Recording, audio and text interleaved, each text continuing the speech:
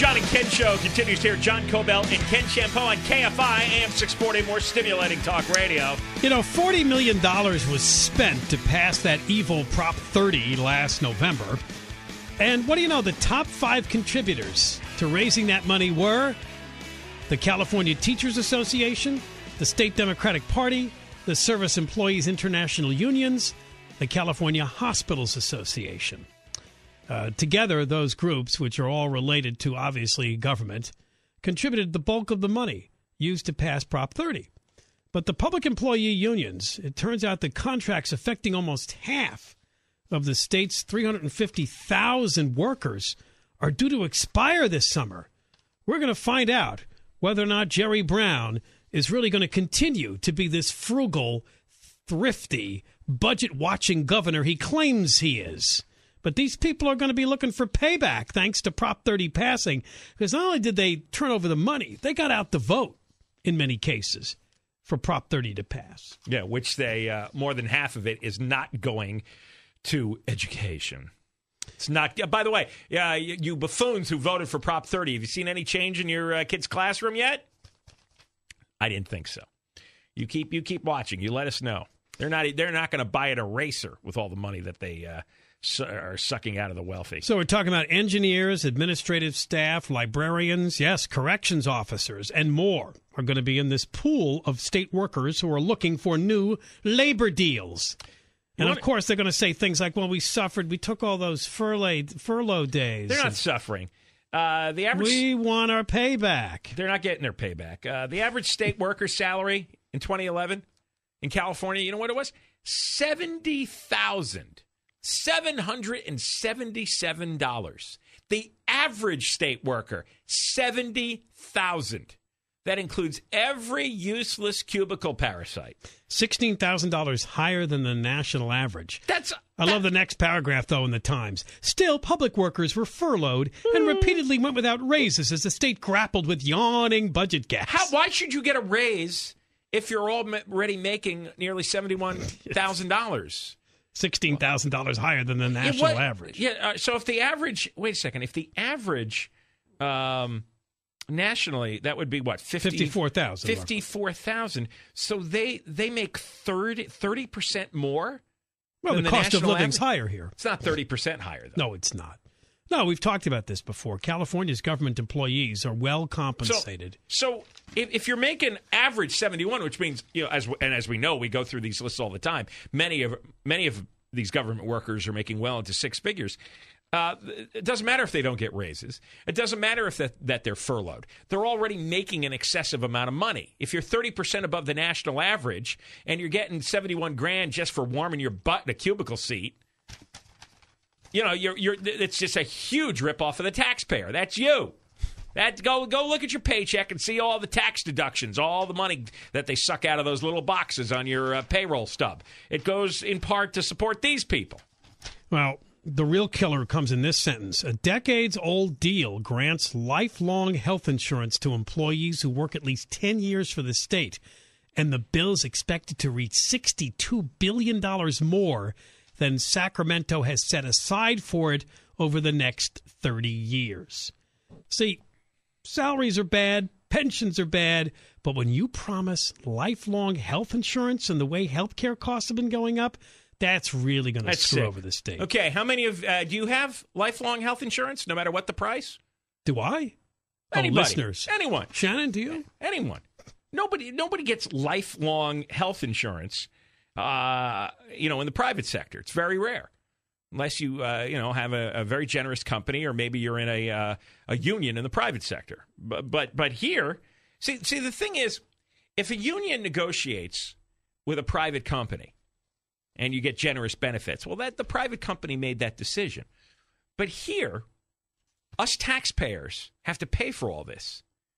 And we're represented by political hacks who are owned by the union. Their jobs depend on the union supporting them in each election cycle. All their money that they spend campaigning is funded by the unions. So it's a huge conflict of interest. It's wildly unfair, and it's not comparable to a private union making a private agreement with a private company. When you have a public union and the government, and you have all the politicians legally bribed with huge amounts of money, that's how you get this case in California where they're getting paid 30% more than any other state workers. It's unbelievable. And these prison guards, holy mackerel. These prison guards are one of the reasons we pay triple per prisoner than any other state. Well, you know what? They get huge amounts of undeserved money and benefits. They hear the news, too. And, of course, the trumpets went up a few weeks ago about how California's budget deficits appear to be behind us now. The future looks bright. We may even have surpluses in coming fiscal years. They're going to come with their hands out, and they're going to want their payback for getting Prop 30 passed. And because, quote, California's economy seems to be on a turnaround, and we sacrificed for several years during tough times, we want increases. They want increase. What? We're $62 billion short on the health care, though. So that's nonsense. There are no surpluses. They're so far behind on contributing the money needed for all these pensions, so far behind on the money needed to cover the health care bills. Right. There's no such thing as a surplus. That's just they're playing games, paperwork games. We're massively in debt because of the worker obligations. Right. Well, there is a difference between long-term debt and year-to-year bottom line, and you're absolutely right. The year-to-year bottom line, which just takes into account what you spent versus what you took in for a given year, apparently that is getting better. But the rest of the balance sheet, or the balance sheet, which shows all your total assets and your liabilities, the long-term debt picture is ugly. It's a bit like looking at the federal government, which has the year-to-year deficit and then has the total debt that America's racked up, something that we can never really make a dent in over all these years. That's the problem with that. So we're going to see whether or not Jerry Brown will stand up. Apparently, he also wants to restore $60 million in, home care for the elderly and disabled. That's scam. Not that in-home supportive services things. Right. Giving more work to union members who provide these. They unionize. Where people make up sick, fake relatives, and nobody ever investigates the fraud. It's just like one criminal scam after another. His proposal his budget proposal already includes 2 to 5% raises for most employees. 2 to 5% raises. That's apparently right. It's got $502 million stowed away for that. I'm sure you're getting that at your in your line of work, right? Everybody's getting a 2 to 5% raise. Everybody's got lifetime health care. If I was the governor, I would just say no to everybody and let them all go on strike. Bye. Go. See ya.